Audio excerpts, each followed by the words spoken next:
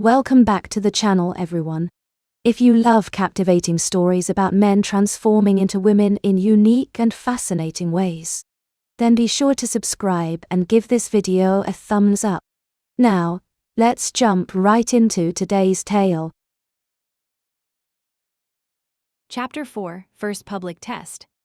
Saskia snapped her fingers in front of Jules's face, jolting him out of his daze. Earth to Juliet, we're burning daylight and there's a sale on at Chanel. Time to see if you're ready for the real world. Jules blinked, the sound of his new name, her name, still foreign to his ears. He'd been staring at his reflection for what felt like hours, mesmerized by the stranger looking back at him. 3 days of intensive training had transformed him from awkward copywriter to this. "I'm still not sure about this," he murmured, adjusting the strap of his bra beneath the silk blouse. The weight of his new breasts still surprised him with every movement, the gentle sway when he turned, the pressure against the fabric, the way they changed his silhouette completely. "You were sure enough last night when you were practicing your runway walk in those Louboutins," Saskia replied dryly. "You nearly wore a groove in Juliet's Italian marble." "That was different, that was here in private." Jules tugged at the hem of his skirt. "This is public, real people, actual consequences." "Oh, please," Saskia rolled her eyes. "The doorman's practically blind. The cab driver will be too busy staring at your legs to notice your Adam's apple, which, by the way, is practically non-existent, and sales assistants only care about commission. It's the perfect test run." The Juliet in the mirror was almost convincing. Sleek blonde wig perfectly parted, eyes smoky with liner, lips lush and glossy, cheekbones sculpted by Saskia's relentless brushwork. The breast forms and prosthetic had fused so completely with his skin, Jules barely remembered what it felt like not to have them. The integration was uncanny. Nerve endings he'd never known he had now sparked to life with every brush of fabric, every shift in temperature. His hands trailed down to his hips, marveling at how the silicone padding created a perfect feminine curve. Between his legs, the prosthetic vagina had become a part of him, the absence of his familiar anatomy replaced by a smooth, sensitive mound that sent tingles up his spine whenever he crossed his legs. The silk blouse hugged his new curves. The skirt, scandalously short, left his legs gleaming and bare. He wobbled uncertainly on his heels, heart hammering against his breast forms, the sensation still alien yet increasingly natural. "Stop fidgeting with your tits," Saskia scolded, slapping his hand away. "Real women don't constantly grope themselves in public, unless they're getting paid for it." "I'm not groping, I'm adjusting," Jules protested. "They feel heavy." "Welcome to womanhood, darling. Gravity is our nemesis and underwire is our savior." Saskia circled him critically, tugging his blouse here, smoothing a wrinkle there. "The breast forms are responding beautifully to your body temperature. They're practically glowing." "Is that normal?" Jules asked, alarmed. "It's fabulous," Saskia corrected. "The nanotech is integrating with your circulatory system. They're literally becoming part of you. By next week, you'll forget they weren't always there." Jules wasn't sure how to feel about that. The forms felt increasingly real, warm, responsive, sensitive. Yesterday, when Saskia had demonstrated the proper technique for applying body lotion, he'd nearly jumped out of his skin at the sensation of her hands gliding over his artificial breasts. The neural interface was uncannily effective. "Relax," Saskia purred, straightening his hem and slipping a gold bangle onto his wrist. "Remember, you're not Jules pretending to be Juliet. You are Juliet, a goddess, a menace, a walking, talking scandal." Jules took a shaky breath. "What if someone sees through me? What if I?" Saskia silenced him with a single arched brow. "Darling, if you blush any harder, you'll melt your foundation. Head high, smile wicked. And if anyone gets grabby, let me handle it." "Grabby," Jules squeaked. "You think someone will?" "I guarantee it," Saskia nodded grimly. "Men are predictable creatures. Flash a bit of thigh and they lose all higher brain function. Consider it the ultimate compliment and the ultimate test." "What do I do if someone touches me?" Jules asked, suddenly acutely aware of the vulnerability of his new form. "Depends where they touch you," Saskia replied with a wicked grin. "Arm or shoulder, laugh and move away. Waist, a pointed look should suffice. Ass, She demonstrated a lightning-quick wrist grab. You catch their hand and squeeze hard right between the tendons. Hurts like hell but leaves no marks. You're terrifying, Jules observed. Thank you, Saskia beamed. Now grab your purse. Small bag, big attitude. That's the Juliet way. They swept out, Saskia leading and Jules trailing, trying to channel confidence with every click of his heels. The doorman barely glanced up, murmuring, "Morning, Miss Rivers," as they passed. That simple exchange sent a jolt of forbidden delight through Jules. He was passing. He was Juliet. Outside, the bright morning sunlight felt like a spotlight. Jules tensed, certain every passerby was staring, evaluating, judging. But no one seemed to notice anything amiss. A businessman in a hurry brushed past, his gaze flickering appreciatively over Jules's legs before moving on. A woman waiting for the bus gave his outfit a once-over, her expression more envious than suspicious. "See?" Saskia murmured as they slid into a waiting taxi. "Nobody gives a shit. Everyone's too busy worrying about their own lives to scrutinize yours." "Chanel on Bond Street, please," she instructed the driver, who nodded and pulled into traffic, his eyes meeting Jules's in the rearview mirror for a moment too long. "He's checking you out," Saskia whispered, nudging him. "Smile, a little flirtation is good practice." Jules attempted a coy smile, feeling ridiculous but apparently succeeding, as the driver promptly hit the brakes too hard at the next light, sending both passengers lurching forward. "Sorry, ladies," he muttered, clearly embarrassed. "No problem at all," Jules replied automatically, then froze as he heard his voice, higher, softer, with the subtle lilt he'd been practicing for days. Saskia gave him an approving nod. The boutique was a temple of temptation-mirrored walls, racks of silk and lace, salesgirls with shark smiles. The scent of expensive perfume hung in the air, mingling with the leather and fabric. Jules felt like an imposter in a palace, certain that at any moment someone would point and shout, "Fraud." Saskia wasted no time, loading Jules's arms with dresses, shoes, and lingerie. Each item felt like a dare, a challenge to his rapidly evolving identity. "Miss Rivers, how lovely to see you again," purred a willowy saleswoman, her French accent as precise as her bob. "Your usual dressing room is ready." "Thank you, Claudette," Saskia answered for him. "Juliet's in a hurry today. Big event tonight." Jules shot Saskia a panicked look. There was no event. This was supposed to be a simple test run. "Relax," Saskia whispered as they followed Claudette. "It's just part of the cover story. Juliet never shops without a reason. It would be suspicious." The dressing room was more like a luxurious boudoir, plush carpet, a velvet chaise, and mirrors positioned to offer a 360-degree view of one's body. Jules swallowed hard as Saskia hung the selections and closed the door. "Strip," she commanded, the echo of their first night together ringing in Jules's memory. "Right here with you watching," Jules protested. "Darling, I've seen it all already," Saskia reminded him. "Besides, Juliet and I have been shopping together for years. We're practically sisters." With a resigned sigh, Jules began unbuttoning his blouse, hyper-aware of Saskia's critical gaze. The silk slipped from his shoulders, revealing the lacy bra beneath, cups filled with his breast forms. The integration was remarkable, the seams almost invisible, the color a perfect match to his skin tone. "They look even better in daylight," Saskia observed, circling him. "The hormones are starting to work their magic too. Your skin's softer, more luminous." Jules had noticed the changes himself, subtle but undeniable. The low-dose estrogen regimen had already begun altering his body chemistry. His skin was indeed softer, his facial features slightly rounded, and there was a new layer of subcutaneous fat developing that softened his angles and enhanced his curves. Most surprising was the sensitivity. His entire body seemed more responsive to touch, temperature, even fabric textures. In the changing room, Jules struggled with a zipper, breathless from the effort and from watching his reflection hips swaying, breasts bouncing, face flushed. Saskia swept aside the curtain, catching him mid-twirl. "Having fun?" she asked, amused.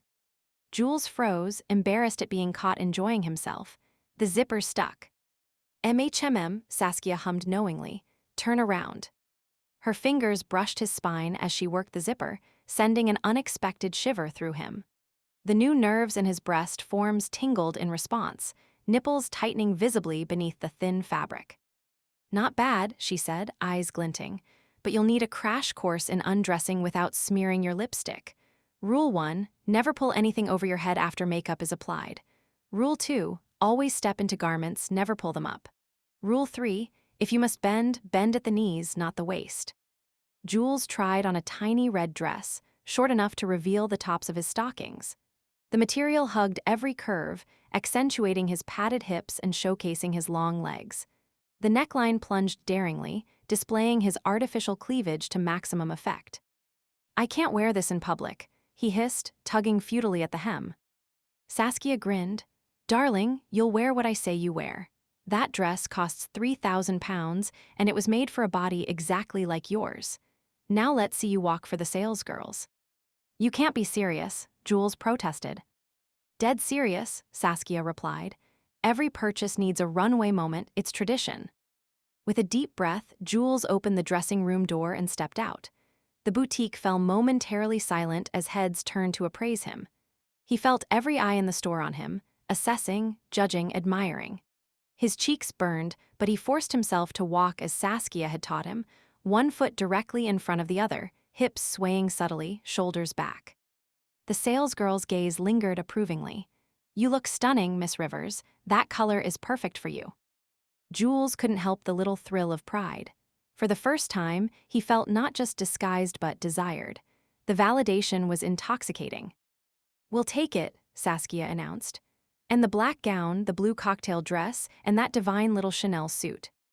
Jules blanched at the casual expenditure of what must have been tens of thousands of pounds, but said nothing. This was Juliet's life now, his life. Extravagance was the baseline.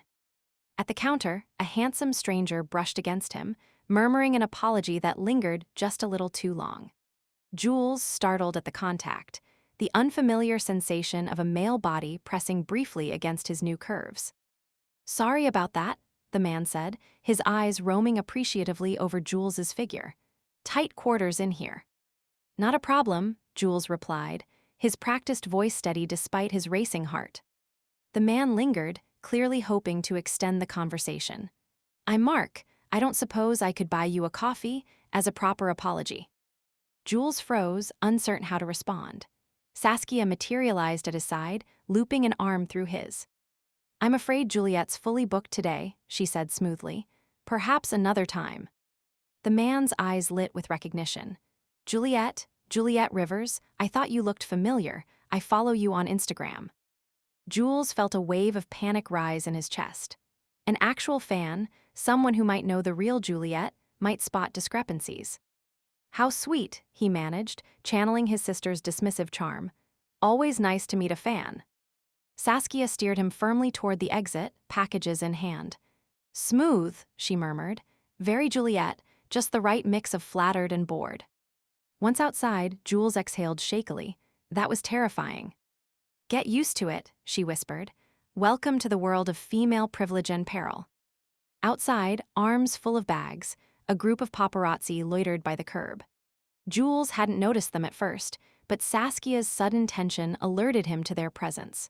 3 men with professional cameras and predatory expressions perked up as they exited the boutique.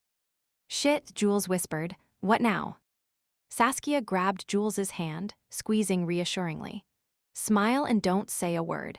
Juliet Rivers never runs from cameras." But nothing. They're vultures, but they're predictable vultures. Give them a smile, a pose, and then we walk away. Confidently." Jules blinked as flashes erupted, voices shouting, "Juliet, who's your friend?" And looking fierce, "Juliet, who are you wearing?" The barrage of questions was disorienting, the rapid-fire flashes dazzling. Saskia pulled him close, whispering a dirty joke in his ear that made him laugh despite his anxiety. "What's the difference between a lawyer and a vibrator?" she murmured. "What?" Jules asked, momentarily forgetting the cameras. "The vibrator stops fucking you when you're dead." The joke was so unexpected, so outrageous, that Jules burst into genuine laughter, the sound bright and feminine. The photographers captured the moment eagerly, clearly pleased with the candid reaction. "Perfect," Saskia purred, guiding him toward a waiting taxi. Nothing sells magazines like Juliet Rivers having a good time. The moment passed in a blur of adrenaline and laughter. For the first time, Jules realized he hadn't been caught. He'd performed. Not just survived, but succeeded. The paparazzi hadn't suspected a thing. They'd photographed him believing he was Juliet, and those photos would be published and seen by thousands. "How does it feel?" Saskia asked as the taxi pulled away. Being photographed, desired, recognized. Jules considered the question. "Strange," he admitted, "but not bad. There's a kind of power in it." "Now you're getting it," Saskia nodded approvingly. That's exactly what Juliet loves about her life, the power. Not just over men, but over rooms, over situations. The ability to walk in and know every eye is on you. "It's exhausting," Jules observed, slumping against the seat. "Of course it is," Saskia agreed. "That's why we're going for cocktails next.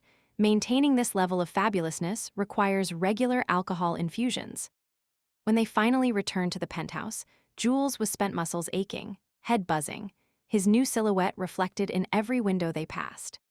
The day had been a whirlwind of shops, lunch at an exclusive restaurant where he'd nibbled nervously at a salad while Saskia chatted with various socialites who stopped by their table, and finally, cocktails at a rooftop bar where the sunset had gilded his new curves in rose gold light. Saskia poured 2 glasses of wine and grinned, proud. "You did well," she said, raising her glass. "Not a disaster, almost a debutante." He flushed, the feeling blooming hot and unfamiliar across his new, softer skin. I liked it. All of it, even the heels." "They make your legs look incredible," Saskia noted. "Worth the pain." "My feet disagree," Jules grimaced, slipping off the offending shoes with a sigh of relief. "Beauty is suffering," Saskia shrugged, "but the rewards are substantial." She gestured toward the shopping bags littering the foyer. "Speaking of which, don't forget to hang everything up properly. Juliet's clothes are maintained like museum pieces." Jules nodded, too tired to argue. The hormone regimen was affecting his energy levels, creating a gentle fatigue that settled in his bones by day's end. The doctors had warned him about this. Estrogen changed more than just physical appearance. It altered mood, energy, even thought patterns to some degree. "Will you stay?" he asked, suddenly reluctant to be alone. The day's success had been exhilarating, but the thought of navigating this new identity without Saskia's guidance was daunting. "Not tonight," she replied, finishing her wine. "You need to learn to be Juliet on your own. Besides, I have a date." "A date?" Jules echoed, surprised. Somehow he'd never imagined Saskia having a personal life beyond her role as his transformation guru. "Don't sound so shocked," she smirked. "Even fairy godmothers need to get laid occasionally." Saskia's eyes sparkled. "You're a natural, Jules, don't fight it." She gave his shoulder a squeeze and with a final wink left him alone in Juliet's skin. The apartment was quiet, city lights spilling in through tall windows. Jules wandered, fingertips brushing silk and velvet, every movement underscored by the gentle pull of his new chest and the strange, thrilling absence at his groin. The prosthetic smooth, seamless, and perfectly sculpted hugged him, clit and labia so convincing they seemed to pulse with life. The nerve integration was uncanny. Every brush of fabric, every accidental touch sent tingles through his core. He explored the apartment with new eyes, noticing details he'd overlooked before. Juliet's life was everywhere, in the framed magazine covers featuring her face, now his face, in the shelves of expensive skincare products, in the closet bursting with designer clothes organized by color and season. In the bathroom, he studied his reflection, marveling at the transformation. The hormones had begun softening his features in subtle ways, a slight fullness to his cheeks, a softening of his jawline. His skin glowed with a new luminosity, pores smaller, texture smoother. The breast forms looked entirely natural, rising and falling with each breath, the nipples responsive to the cool air. He cupped them experimentally, still startled by the weight and the sensation that traveled from his palms to the prosthetics and back again, a closed circuit of pleasure that made his breath catch. Lower, the prosthetic vagina had become increasingly sensitive as the neural interface integrated more deeply with his own nerve endings. The sensation of emptiness was strange but not unpleasant, a kind of potential energy, waiting to be fulfilled. He found Juliet's old phone now, his and a message from Leah. "You survived, Saskia. Proud of you, sis. All my secrets are in the pink drawer. Trust me, you'll need them. Zoxo, Leah." His heart thudded as he opened the pink drawer, taking in the delicate tangle of lace and the row of toys nestled like jewels. The collection was impressive. Vibrators in various shapes and sizes, plugs, beads, and items Jules couldn't even identify. He hesitated, cheeks burning, then reached for the slim, rose gold vibrator. Lying back on the bed, he pressed it against his prosthetic clit, breath-catching as the nerves sprang to life. The sensation was immediate, electric, intimate, so real it made his toes curl. The toy drew circles over the smooth silicone, every vibration translating into pleasure that seemed to radiate outward, filling his body with heat and longing. He gasped, exploring new territory, marveling at how his body responded, hips shifting, legs falling open wider. But there was no avenue deeper, no opening where his new sex was only surface. The ache grew, spreading lower, deeper, until instinct took over. He reached for the largest toy in the drawer, a realistic, heavy prosthetic hand, slicked it with his mouth, lubricating it with his saliva. Rolling onto his side, he guided it behind him, pressing the tip against his anus. The stretch was sharp at first, then yielding. The sensation so familiar, yet transformed by the sensitivity of his new body scent, a shudder through him. He pressed in, slowly, feeling every inch, every pulse until he was filled, the toy nestled deep inside. The nerves in the prosthetic clit still buzzed with the vibrator's touch, amplifying everything, every movement, every clench, every flutter of sensation radiating up his spine. He rocked his hips, breath quickening, the dual stimulation overwhelming. The toy pressed against him from inside, the vibrator teased him from without, his body responding in waves, unexpected, uncontrollable, alive. He felt the weight of his new breasts, the ache in his chest, the exquisite tension building at the center of his being. He lost track of time, lost in sensation. When he finally stilled, trembling and flushed, the city lights blurred beyond the window. For a long moment he lay there, hands pressed to his chest, heart pounding, the phantom echo of pleasure lingering in every nerve. He was someone else now, someone daring, transformed, and real. The physical changes were advancing daily, the hormones reshaping his body in subtle ways, redistributing fat, softening muscle, changing the very texture of his skin. The breast forms and prosthetic vagina had become so integrated with his nervous system that they responded like natural parts of him, sending signals his brain interpreted as genuine physical sensation.